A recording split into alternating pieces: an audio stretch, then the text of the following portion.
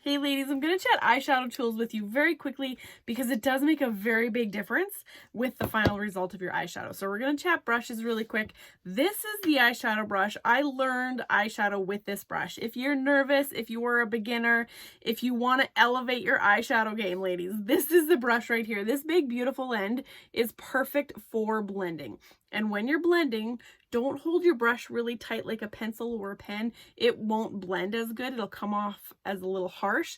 Always hold your hand a little further back on the brush, and then you get that beautiful blending motion. The smaller end, and if you have smaller eyes, you might use this end a little bit more. I like to use this end for the darker color in the outer corner and more precise blending. But between both of these, you guys, dual-ended brush, you can do any eyeshadow look with this brush. Start eyeshadows with this brush.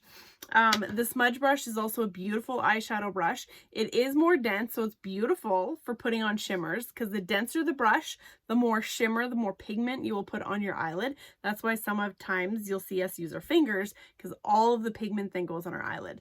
But this Smudge Brush is wonderful for that too. Not quite as good for blending, but for more precise eyeshadow, this is wonderful too. Now the unsung hero, you guys, that people don't talk about is my cleaning tile. You guys, this sucker right here has also elevated my eyeshadow game. Who would have thought? But, and I'll tell you why. This cleaning tile is key to keeping your eyeshadow look crisp.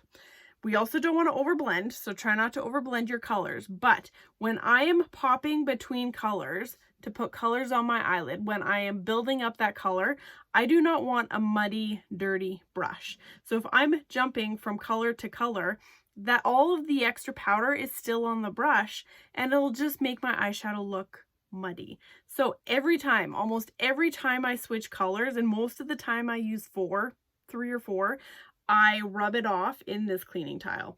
That lets go all of the extra powder that is on my brush, and I dip into the next color with a clean brush. At the end of the eyeshadow look too, if I want to touch up with a little extra blending, always, always, always clean your brush, ladies.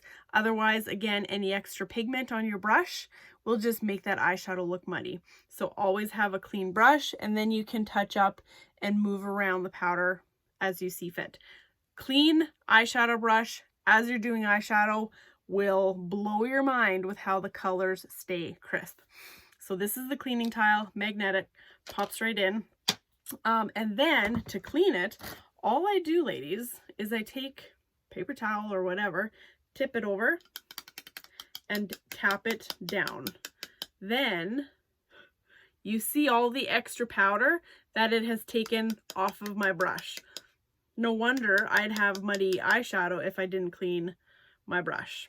That's it, you guys. So those are my 3 tools that I would not go without: eyeshadow brush, smudge brush, and that cleaning tile. If you guys have any questions, don't hesitate to ask.